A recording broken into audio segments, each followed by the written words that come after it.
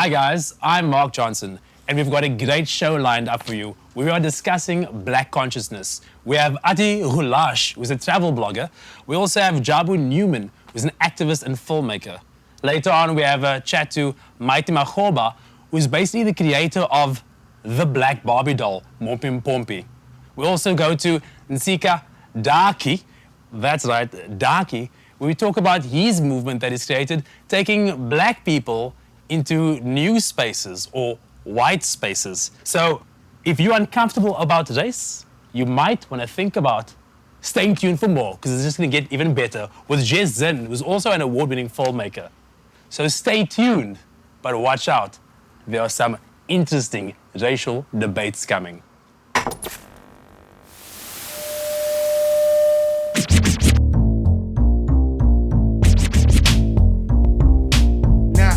Nah, me. Nah, me. Nah, me.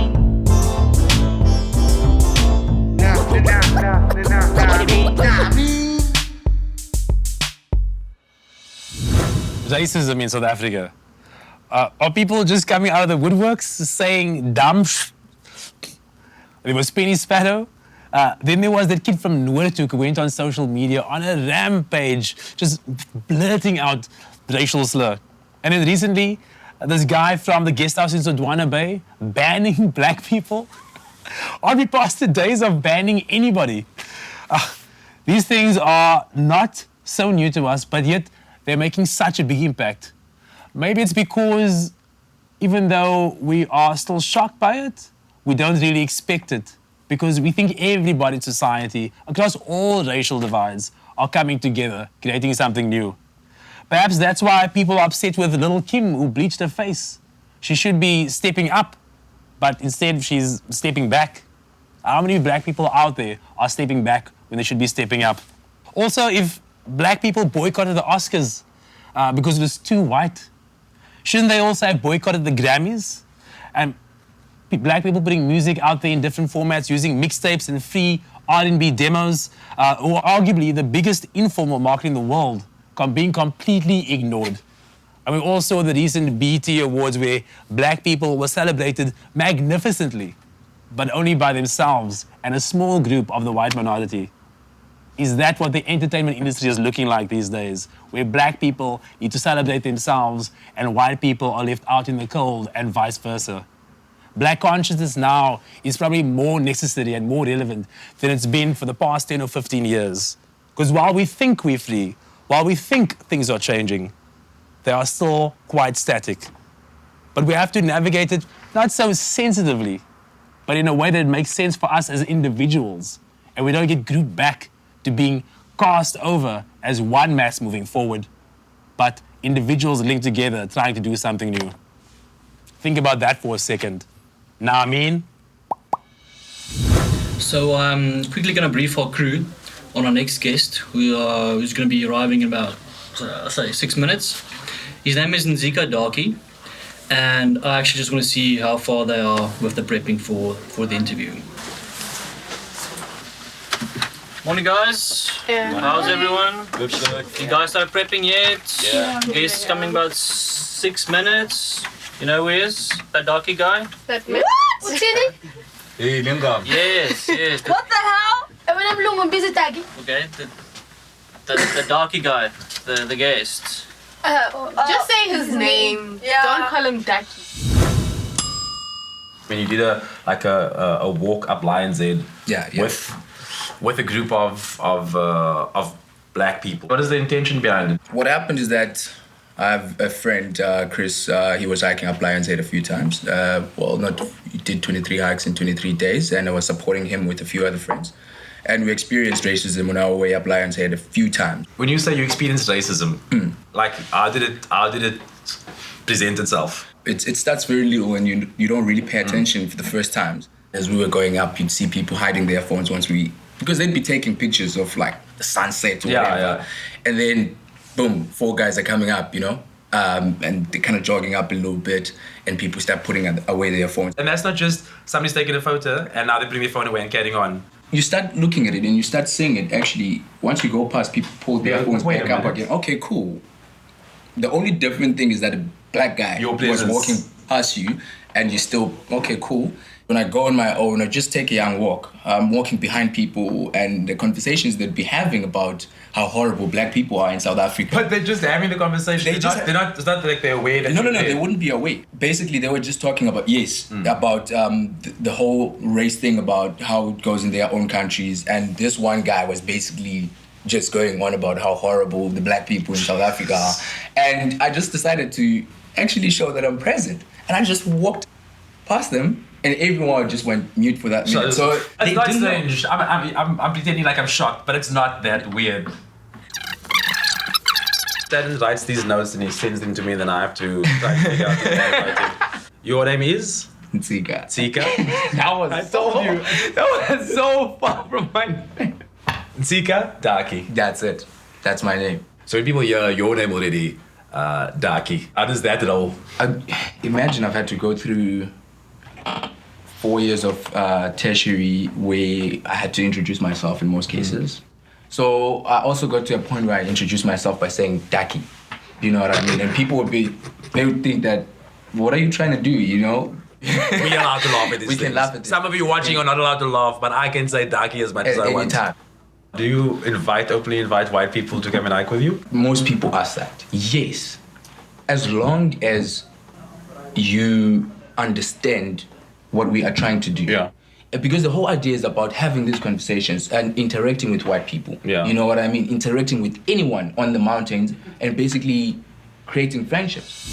Welcome back again to Now I Mean. You've seen the clip. That was a pretty interesting interview with Nstika Daki, who started the movement Idaki, where it takes a group of black people to go on these happenings, introducing them to new spaces. In studio with us right now, we've got Athi Roulashe, who is a blogger, online blogger. He does Africanize Meets the World, which is pretty cool. It's been going on for a couple of months now, a couple of years now at least. You've progressed it, yeah? Yeah, it's 9 months old now.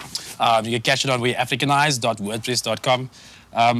Part of that interview, some people might think is a little bit cringeworthy, because we're not trying to be like super heavy, but there are parts of it that might make people feel a little bit uncomfortable. The way that Daki explains these expressions of racism that he experienced going up the hill. And funnily enough, you went up Lions Head yourself this morning. Yeah. I shouldn't have. You shouldn't have. I shouldn't have. We need to do these things, man. We need to do these things. Did any of that resonate with you? You know, you'll always get those looks as a black youth. You go up in a white space and you'll always get those stares. It's always those stares of disapproval.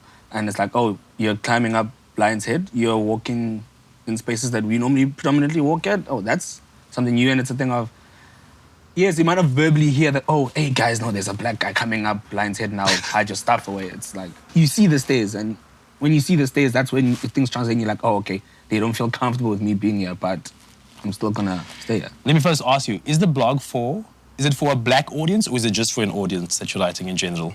Any audience can read the blog, but my main aim with writing this is to let black people expose themselves to the world. Is to tell them, hey guys, there's more than just South Africa. Because by you doing it, you're going like, by me doing it, I'm a young black South African, I can also do that. It's as simple as that. I mean, you don't have to only think that, oh no, as a black person, that, oh no, South Africa is just where I need to be. No, you can go to Swaziland, you can go to Germany, you can go to UK, you can go wherever you want to go. And there are all these opportunities, all these experiences around the world, but also so much like in our own country.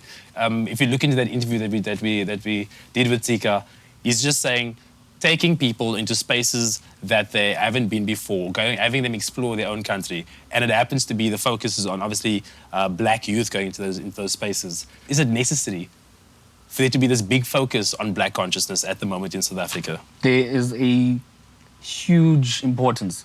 I mean, black consciousness, it's something that we were taught in school from a very young age. I mean, as soon as you start taking history in primary school, you were taught black consciousness. You were taught the history of apartheid. You were taught everything that we kind of know now. And I think it's more important now than ever because last year we saw groups of people coming together to march against the increase of fees and stuff like that. And at the same time, black consciousness was one of the key themes resonating within those marches was how, as us as black people, we are barred from an education because lack of finances or whatnot. And I think with the black consciousness specifically, it's a thing of we want to learn more about our history. We want to learn more. We don't want to learn just what the government schools have learned. Athi Roulashe, you can catch him on africanized.wordpress.com. We are chatting about black consciousness. Back in just a second, right here on Nah Mean. Welcome back to Nah Mean. You've seen that there a very interesting interview with Nstika Daki talking about his movement, Idaki. In studio with us right now, Athi Rulashe. Sorry, dude. It's gonna happen. It's gonna happen. The creator of AfricanizeMeetTheWorld.wordpress.com, a blog you started when you first went off traveling. I was just going to see the world. How was that for you? The biggest learning curve in my whole life. Kind of being independent and moving your way through life and kind of establishing your own identity. Was it a little bit scary? Very. Because, I mean, you're going halfway around the world. Yeah. And you just don't know what's going to happen. Unfamiliar spaces. Yeah, I think the fear always sits in my mind. I mean, you always have that fear when you're at the airport and you say, yo, I'm about to go on Border this control, flight. visas. Yo, you never know what's going to happen. You know, you've seen things on border police on TV, and it is a bit scary initially, but as soon as you start settling in and you start having fun, that's when you literally forget about any worry. Now, you've written about some of your international travels. You can catch it on the blog, on social media as well. What the movement of Idaki, what you saw in that clip, bringing it back home, exploring your own city, what kind of experience did you have there about going to some of the new spaces that you haven't been before? I think, well, I mean, shockingly, it was my first time going to Robben Island 2 weeks ago. I mean, a lot of people be like, oh my goodness, Athi, but that's part of your history. That's yeah, you should know Robben Island. You should have been there when you were younger. No, but many Cape Townians, I promise you, many South Africans have not been to Robben Island. Just like me, just like many Cape Townians have not been up Table Mountain. I don't blame them. No, but I think that's also what Nstika is saying, that going into spaces, I mean, it's in our backyards, going into these spaces. But what he's also saying, where the challenge comes in, is how people look at us when we're in these spaces that we have not been allowed to go before, yes, or that we haven't gone before. Now going to see those places, those are the kind of weird reactions. We get stares. We get looks, we get stares. It does, I'm sure it does make anyone feel uncomfortable. And how do you think that washes over into, because we talk about black consciousness in this episode, how do you think that washes over into black consciousness? Do you think we need to be aware of the fact that we're black in these spaces? Well, I understand black consciousness as understanding yourself, your culture, your heritage, and who you are that makes you black. And black, i.e., non-white. Ladies and gentlemen, Athi Roulashe, thanks for coming in. Catch his blog on AfricanizeMeetTheWorld.com. Up next, we're checking out an interview we had with Maite Makgoba, the creator of the Momppy Mpoppy doll. Hello everybody, Maite Makgoba here from Childish Trading and Manufacturing, the creator of the Momppy Mpoppy doll. And I am here to talk about the importance of children playing with a toy that share the same image as them, toy that represents them, that looks like them, and that have a positive character and positive roles in whatever form that they present themselves. For children, play is the most pivotal part of development, and whether people want to acknowledge it or not, I mean, even experts have confirmed this, that whatever a child plays with, you know, that's where they develop their character, that's where they develop their frame of reference, that's where they decide, you know, what is beauty, what is ugliness, you know, what is wrong, what is right. You will even hear a child saying that when I grow up, I want to be of a certain race, you know, because they are bombarded of images that do not represent them, and therefore they do not see themselves as the images of beauty, or they don't see themselves as the images of superpower, you know. Therefore, the problem needs to be sorted out at the core. And that's where, you know, Childish decided that we're going to start with, you know, a doll, you know, or a girl's kid's character that is as beautiful as them, that is as magical as the characters that they love, that is, you know, that is as fashion forward as the characters that they adore, they adorn, or that is printed on the clothing that they wear, you know. So that is our role as Childish, and that is the role of the Momppy Mpoppy doll. Welcome back, and we've added another bunch of interesting characters to our conversation today on Now Mean. We're chatting about black consciousness and different ways of implementing it or recognizing it in our South African landscape. Our new guest in studio, Jabu, who is the creator of The Foxy Five. Welcome. We also have Jessie Zinn, a filmmaker in her own right, having made several pieces involving the intersectionality between races in South Africa. Also quite an interesting take on the way she's put it together. Jabu, The Foxy Five. Tell me a little bit about it. So basically, it's a web series following 5 female characters, and it's trying to kind of interpret intersectional feminism and show it in a funny yet artistic way. But you've created these sort of exaggerated, over-the-top characters. Yeah, so each character is kind of like the stereotype that people think feminists are. So you have the hippie, and then you have the intellectual, and then you have the what you would maybe some people would call a slut, or you would have a more like diligent and more black conscious one, and then another one which is called Unity, which is about bringing the group together. So it's trying to like pay homage to all the different waves of feminism that we've had, and looking at how this has come together to create a new type of feminism called intersectional feminism, which like looks directly at the different class struggles and race issues inside feminism. Well, let's take a look at a little shot of the Foxy Five, and you can take your own opinion from that.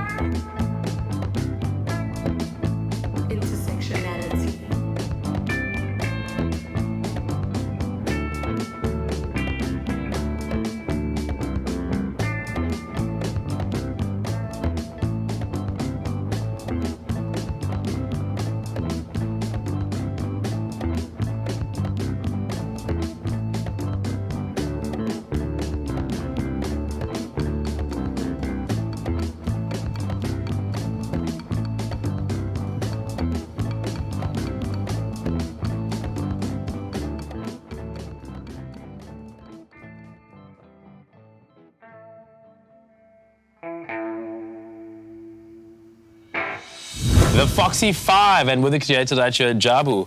So we had a look at that, and you heard earlier Maite Makgoba, her concept of the Momppy Mpoppy doll.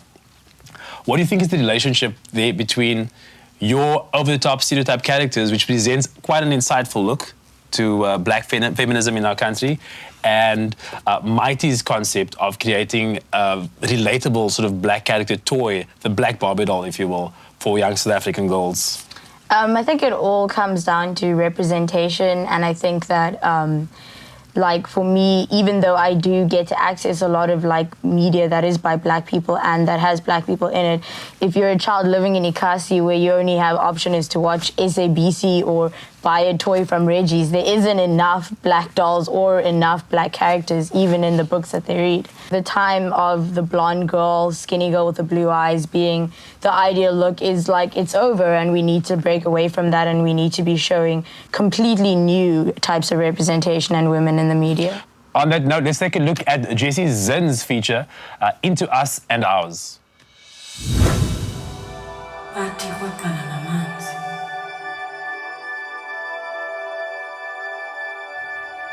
Isso sabe.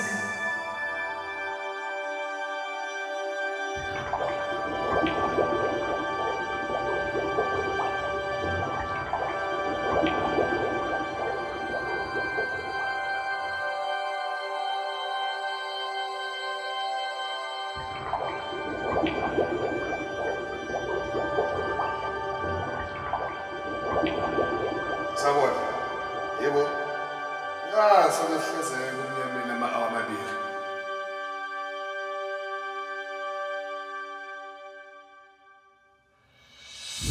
seems like an interesting take to take. But the process that you went through to make this particular short film, I mean, it looks like quite a complex story that has to be developed. It's got many perspectives. You workshopped this with the actors that were involved, yeah? Yes, I kind of follow something similar to the Mike Lee method.